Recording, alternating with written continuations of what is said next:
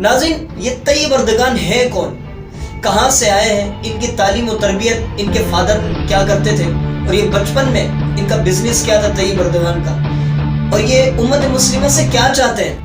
Leader کیا ہوتا ہے؟ لیڈر وہ نہیں جو سارے کام خود کرے، بلکہ ایک اچھا لیڈر، ایک گڈ لیڈر وہ ہوتا ہے جو ایسا ماحول کریٹ کرے، ایسا نظام بنائے کہ سب کے اندر کام کرنے کا جذبہ پیدا ہو جائے۔ اللہ تعالیٰ نے ایک ٹھیلا لگانے والے کو کتنی عزت سے نوازا، کیونکہ ان کے دل میں، ان کے دماغ میں صرف اور صرف ایک بات تھی، وہ یہ تھی کہ اسلام کا پرچم بلند رکھنا ہے۔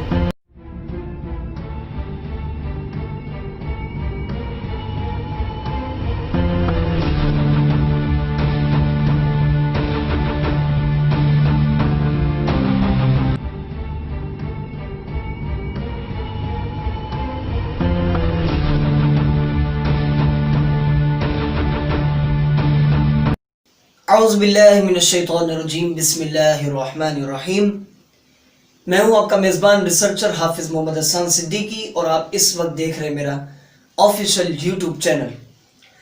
ناظرین، آج جو ٹاپک ہے وہ انتہائی اہم ٹاپک ہے، جس کے حوالے سے آج ہم ڈسکس کریں گے۔ اور میں سب سے پہلے اس ٹاپک کو اسٹارٹ کرنے سے پہلے میں یہ چاہوں گا کہ جنہوں نے ابھی تک میرا آفیشیل یوٹیوب چینل سبسکرائب نہیں کیا تو پلیز آپ یوٹیوب چینل کو وزٹ کیجئے، سبسکرائب کیجئے، تاکہ ہر نیو آنے والی اپڈیٹس آپ کو بآسانی ملتی رہیں۔ ناظرین، آج کا جو ٹاپک ہے وہ انتہائی اہم ٹاپک ہے، اور جس حوالے سے میں آپ کے سامنے ڈسکس کرنے لگا ہوں۔ لیڈر کیا ہوتا ہے؟ لیڈر وہ نہیں جو سارے کام خود کرے، بلکہ ایک اچھا لیڈر، ایک گڈ لیڈر وہ ہوتا ہے جو ایسا ماحول کریٹ کرے، ایسا نظام بنائے کہ سب کے اندر کام کرنے کا جذبہ پیدا ہو جائے، سب مل کر اس سسٹم کو کنٹریبیوٹ کر سکیں۔ ناظرین، ایسے ہی ایک لیڈر ہیں، ایسی ایک شخصیت ہے امت مسلمہ میں جن کا سب سے زیادہ تذکرہ کیا جاتا ہے، اور ٹاپ آف دا لسٹ امت مسلمہ کی لیڈرشپ میں ان کا نام آتا ہے۔ ناظرین، میری مراد طیب اردگان، ٹرکی میں ان کو ریسپ طیب اردگان بھی کہتے ہیں، اور یہ اس وقت ٹرکی کے صدر ہیں، اور ریسنٹلی یہ وزیر اعظم بھی رہ چکے ہیں۔ ناظرین، یہ طیب اردگان ہے کون، کہاں سے آئے ہیں، ان کی تعلیم و تربیت، ان کے فادر کیا کرتے تھے، اور یہ بچپن میں ان کا بزنس کیا تھا طیب اردگان کا، اور یہ امت مسلمہ سے کیا چاہتے ہیں، اور ٹرکی کو یہ کس طرح ایک خوبصورت ماحول ٹرکی کے اندر قائم کرنا چاہتے ہیں، آج میں اس ٹاپک پر بات کرنے لگا ہوں۔ ناظرین، ہم نے دیکھا کہ جب بھی مسلمانوں پر یا اسلام کے خلاف کوئی بھی بات کی جاتی یا کوئی بھی سازش کی جاتی تو اس سے جواب دینے والے سب سے پہلے طیب اردگان ہوتے ہیں۔ جو سب سے زیادہ ہمیں متحرک نظر آتے وہ طیب اردگان ہیں۔ کشمیر، فلسطین اور برما میں جو مسلمانوں پر مظالم ڈھائے گئے، وہاں پر بھی آپ دیکھیں طیب اردگان سب سے آگے تھے مسلمانوں کی مدد کرنے میں۔ اب یہ چاہیں پریکٹیکلی ان کی مدد کرنا چاہیں تو پریکٹیکلی کرتے ہیں، اور اگر یہ اپنا موقف پیش کرنا چاہیں تو یہ ضرور اپنا موقف مسلمانوں کے سامنے رکھتے ہیں۔ آج ہم اسی ٹاپک کے حوالے سے بات کریں گے کہ طیب اردگان اصل میں یہ ہے کون، کہاں سے آئے، ان کا فیملی بیک گراؤنڈ کیا ہے۔ کسی بھی شخصیت کو پڑھنے سے پہلے، کسی بھی شخصیت کی اسٹڈی کرنے سے پہلے ہمیں اس کے بیک گراؤنڈ کو جاننا بہت ضروری ہوتا ہے۔ ناظرین، طیب اردگان کا میں مختصر سے آپ کے سامنے انٹروڈکشن کراتا چلوں۔ He was born in 26 February 1954. 26 فروری 1954 میں آپ کی ولادت ہوتی ہے استنبول کے شہر قاسم پاشا میں، اور آپ کے فادر ایک کوسٹ گارڈ کی ڈیوٹی کرتے تھے۔ کوسٹ گارڈ یہ وہ ہوتا ہے، سمندر کے کنارے ان کا کیمپ لگا ہوتا ہے، اور سمندر میں کوئی بھی حادثاتی واقعہ ہو جائے، یا کوئی ڈوب رہا ہے، یا کوئی جہاز حادثے کا شکار ہو رہا ہے تو یہ فوراً جا کر اسے ریسکیو کرتے ہیں۔ یہ ٹیم بلوچستان میں بھی ہے اور یہ ٹیم کراچی میں بھی موجود ہے۔ تو اسی طرح as a captain Tayyip Erdogan کے فادر جو ہیں کوسٹ گارڈ کی ڈیوٹی کرتے تھے۔ طیب اردگان بچپن میں ان کا بزنس کیا تھا؟ آپ کے والد آپ کو 2.5 لیرہ جو ہے ان کو پاکٹ منی دیا کرتے تھے، اور 2.5 لیرہ جو ہے یہ ٹرکی کی کرنسی کا نام ہے جسے لیرہ کہا جاتا ہے۔ ان سے آپ پوسٹ گارڈ خریدتے تھے۔ آج کے دور میں تو آپ دیکھیں فیس بک، ٹویٹر، واٹس ایپ وغیرہ ہم یوز کرتے ہیں، لیکن پہلے زمانے میں یہ سب موجود نہیں تھا، تو اس وقت پوسٹ گارڈ سے لوگ ایک دوسرے سے کانٹیکٹ میں رہتے تھے، تو طیب اردگان اسے خرید کر پھر اسے سیل کیا کرتے تھے۔ اور اس کے علاوہ امپورٹنٹ پوائنٹ میں آپ کے سامنے پیش کرنے لگا ہوں، اس کے علاوہ وہ لیمو پانی کا ٹھیلا بھی لگاتے تھے۔ اب دیکھیں اللہ تعالیٰ نے ایک ٹھیلا لگانے والے کو کتنی عزت سے نوازا، کیونکہ ان کے دل میں، ان کے دماغ میں صرف اور صرف ایک بات تھی، وہ یہ تھی کہ اسلام کا پرچم بلند رکھنا ہے۔ تو اللہ تعالیٰ نے اسے اتنی عزت سے نوازا، اور لوگ ان کے لیے جانیں بکھیرنے کے لیے تیار ہو جاتے ہیں۔ ناظرین آگے چلیں، یہ ایک بہت بہترین فٹ بالر بھی تھے۔ قاسم پاشا کے قریب ہی ایک اسٹیڈیم تھا، فٹ بال اسٹیڈیم، یہ وہاں جا کر فٹ بال کھیلا کرتے تھے، اور اپنی ٹیم میں سب سے بہترین فٹ بالر ہوا کرتے تھے۔ اور آج بھی وہ فٹ بال اسٹیڈیم جو ہے طیب اردگان کے نام سے وہاں پہ موجود ہے۔ طیب اردگان کو صوفیزم سے بڑا لگاؤ تھا، یعنی یہاں پر جو آپ دیکھیں نقشبندیہ سلسلہ ہے، یہ نقشبندیہ سلسلے سے طیب اردگان ریلیٹڈ ہے، اور ان سے تعلق ہے طیب اردگان کا۔ اور جنہوں نے ٹرکی کی تاریخ کو پڑھا ہے اور سلطنت عثمانیہ کی اسٹڈی کی ہے، تو ان کو پتہ چلتا ہے کہ سلطنت عثمانیہ کے ساتھ تصوف کا ایک گہرا رنگ تھا۔ سلطنت عثمانیہ کو جو کامیابی و کامرانی ملی، وہ بزرگوں کی وجہ سے، بزرگوں کی دعاؤں کی وجہ سے۔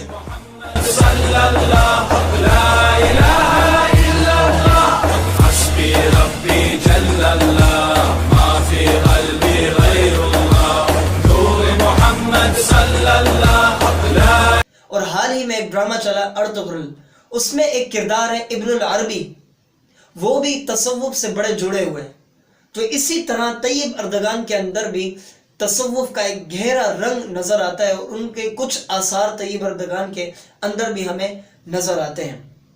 اس کے علاوہ طیب اردگان نے ایجوکیشن، ہائر ایجوکیشن اور تعلیم طیب اردگان نے کہاں سے حاصل کی؟ طیب اردگان نے اپنے مقامی یونیورسٹی سے تعلیم حاصل کی، یہاں سے آپ گریجویٹ ہوئے، اور یہ ایک اسلامی نوعیت کا ایک اسکول تھا جنہوں نے یہاں سے گریجویٹ کی۔ اور اس کا ایک ایجوکیشن فارمولا یہ تھا کہ 25% جو ہے اسلامک تعلیم دی جائے گی، قرآن و حدیث کے حوالے سے اسٹوڈنٹس کو گائیڈ کیا جائے گا، اور اس کے علاوہ باقی دوسری دنیاوی تعلیم جو ہے اسٹوڈنٹس کو دی جائے گی۔ اور اس اسکول کا نام بھی ایک اسلامی ماحول کا ایک اسلامی نام تھا، امام حاتب کے نام سے یہ اسکول کا نام تھا۔ اس کے بعد آپ نے مارمرا یونیورسٹی سے ایڈمیشن لیا، اور پھر وہاں سے بزنس ایڈمنسٹریشن کی ڈگری حاصل کرتے ہیں، اور بہت اچھے نمبروں سے کامیابی حاصل کرتے ہوئے آگے بڑھتے چلے جاتے ہیں۔ پھر ان کا شادی کا وقت آ جاتا ہے، پھر اس کے بعد یہ 1978 میں مائن اردگان سے شادی کرتے ہیں، اور اس کے بعد ان کے 4 بچے مائن اردگان سے ہوتے ہیں۔ اچھا، اقتدار میں آنے سے پہلے ٹرکی کی حالت کیا تھی؟ اگر آج بھی آپ گوگل پر جا کر سرچ کریں تو آپ کو پتہ چلتا ہے کہ ٹرکی کتنی پریشانیوں میں اس وقت مبتلا تھا۔ 1976 کی یہ بات ہے، اور 1976 میں یہ اس وقت ٹرکی کی حالت کیا تھی وہ میں آپ کے سامنے پیش کرنے لگا ہوں۔ ٹریفک پرابلم یہ سب سے بڑا ایشو تھا جو استنبول کے شہر میں بہت زیادہ پرابلم کر رہا تھا۔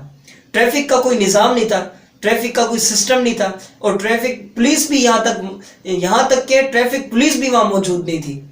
اور اس کے علاوہ ہیلتھ فیسلٹیز پرابلم، صحت کے حوالے سے کوئی نظام نہیں، نہ ڈاکٹر ملیں گے نہ نرسز ملیں گی، لوگ خود ہی مر رہے ہیں، خود ہی اپنا علاج کر رہے ہیں، کوئی اس کا حل نہیں تھا اس وقت۔ اس کے علاوہ گاربیج پرابلم، ہر طرف گندے پانی کے نالے کھلے رہتے تھے، اور ہر طرف گندگی، اور یعنی کہ استنبول ایک کچرے کا ڈھیر بن چکا تھا، کوئی اسے دیکھنے والا نہیں تھا اور کوئی اسے پوچھنے والا نہیں تھا، ہر کوئی اپنا اپنا کام میں لگا ہوا تھا۔ اپوزیشن، وہاں کی جو اپوزیشن تھی، وہاں کے جو لیڈر تھے، وہ سب صرف سیاست میں لگے ہوئے تھے، شہر پر یا ٹرکی پر کوئی خاص توجہ نہیں تھی اس وقت۔ تو یہ 1976 کا دور تھا۔ اس کے علاوہ ایک امپورٹنٹ پوائنٹ، بین آن اسکارف، اسکارف پر اتنی سخت پابندی، اتنی سخت اسنیشنز تھیں اس وقت کہ جو بھی خواتین یا جو بھی گرلز اس وقت اسکارف کرتی تھیں تو ان کو اٹھا کر جیل میں ڈال دیا کرتے تھے، اور ان کو قید و بند کی صحبتیں برداشت کرنی پڑتی تھی۔ اور حال ہی میں اس کی کیمپین بھی چلائی گئی طیب اردگان کے ہوتے ہوئے۔ طیب اردگان جب سیاست میں ان کا آغاز ہوا تو اس وقت بھی اسکارف پر پابندی تھی، تو اس وقت بھی ایک کیمپین چلائی گئی خواتین کی طرف سے اسکارف پر، اور پاکستان میں بھی اس حوالے سے لوگوں نے ان کا ساتھ دیا. تو اتنی سخت پابندی بین کر دیا گیا تھا اسکارف کے اوپر، اور مسلمانوں پر تو ٹرکی میں بہت زیادہ مظالم ڈھائے جاتے تھے، اور ایک سیکولر ماحول وہاں پر کریٹ ہو چکا تھا. اور یہاں تک میں آپ کو بتاؤں کہ ٹرکی کی مساجد میں اذان جو ہوا کرتی تھی وہ بھی ٹرکی زبان میں اور انگلش لینگویج میں مسجد سے اذانوں کی آواز آیا کرتی تھی. آپ دیکھیں کہ اتنا خراب وہاں کا ماحول کریٹ ہو چکا تھا، اور وہاں کی جو گورنمنٹ تھی وہ یہ چاہتی تھی کہ ان قریب ہم اس ٹرکی کو یورپ کا حصہ بنا دیں گے. لیکن 4 سال کے بعد اس شہر کو ایک میئر ملا، اور اس کے بعد اس شہر کا پورا نقشہ ہی بدل گیا. استنبول کا نقشہ ہی بدل کر رکھ دیا طیب اردگان نے.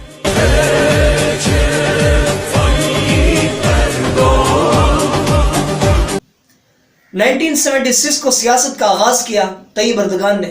18 سال کی محنت کے بعد یہ ایک بہترین اسپیکر بن گئے، اور لوگ آپ سے بے حد محبت کرنے لگے، اپنی جانیں طیب اردگان کے آگے نچھاور کرنے لگے. یہاں تک کہ ایون کہ ان کی جو وائف تھی ان کو دیکھ کر خواتین اسکارف کرنا شروع کر دیا. وہاں کی جو گرلز تھیں انہوں نے طیب اردگان کی وائف کو دیکھ کر، مائن اردگان کو دیکھ کر اسکارف کرنا شروع کر دیا. حالانکہ اس وقت بین تھا اسکارف پر، لیکن پھر بھی طیب اردگان کی محبت میں اور طیب اردگان کی وائف کی محبت میں خواتین نے وہاں پر اسکارف کرنا شروع کر دیا.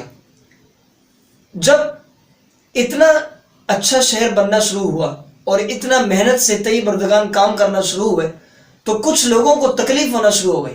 جیسے یہاں پاکستان میں بھی کچھ لبرلز اس قسم کے لوگ ہمیں ملتے ہیں کہ کچھ بھی پاکستان کے خلاف بات کرنے میں لگے رہتے ہیں. کبھی وہ پاک فوج پر انگلی اٹھاتے ہیں، تو کبھی پاکستان پر، تو کبھی اسلام کے خلاف بات کرنے میں لگے رہتے ہیں. اور یہ وہاں پر بھی ٹرکی میں بھی ایسے لوگ موجود تھے جو طیب اردگان کے پیچھے لگے ہوئے تھے ہمیشہ سے. تو اور طیب اردگان پر فوجی بغاوت کرائی گئی، فوجی بغاوت بھی کرائی گئی، اور اس بغاوت کو لوگوں نے کچل ڈالا. جی ہاں ناظرین، لوگ ٹینکوں کے آگے لیٹ گئے اور ٹینکوں کو آگے بڑھنے سے روکا، اور کچھ فوجیوں کو تو مار مار کے اس شہر سے بھگا دیا، اور کچھ کو گرفتار کر کے پھر اداروں کے حوالے کیا گیا.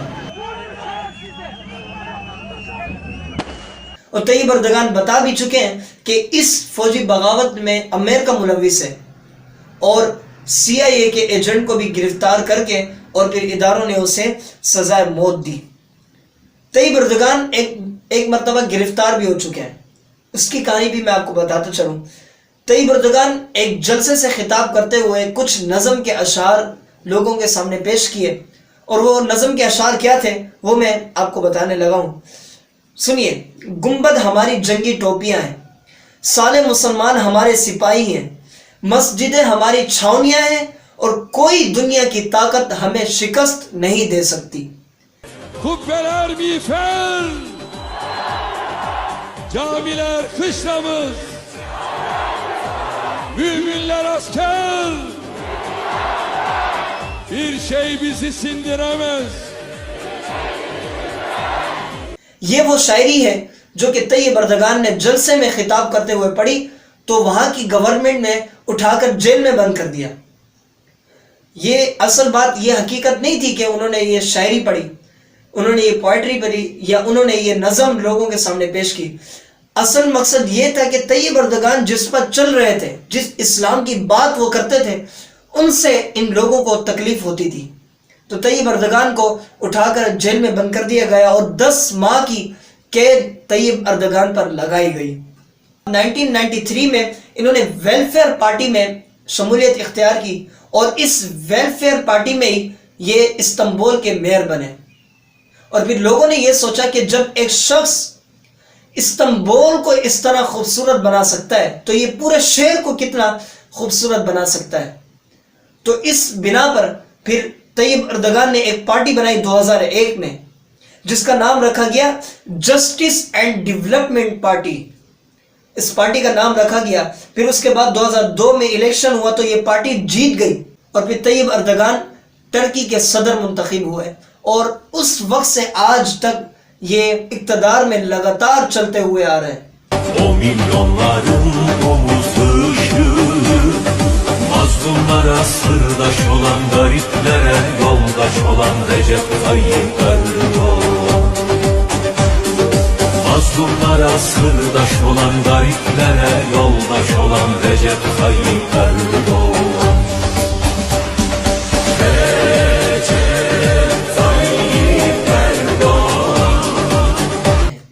تو یہ تھی طیب اردگان کی ہسٹری.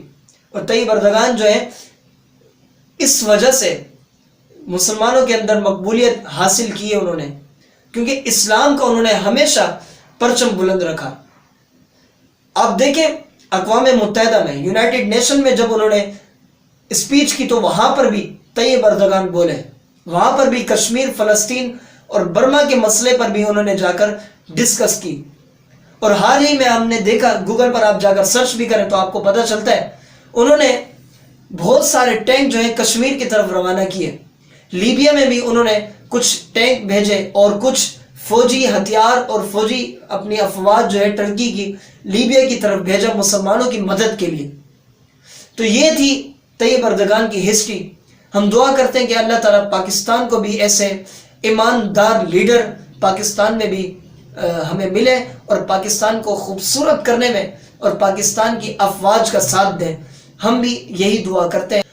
ہماری یہ دعا ہے کہ اللہ تعالیٰ ٹرکی کو اسی طرح کامیابی و کامرانی عطا کرے اور اسی طرح ہمارے پاکستان میں بھی ایک ایماندار لیڈر مسلمانوں کے اوپر نافذ کرے اور پاکستان کی ترقی ہو، بلندی ہو اور پاکستان کے ساتھ لوگ مخلص ہو کر کام کریں، پاکستان کی افواج کے ساتھ مل کر کام کریں.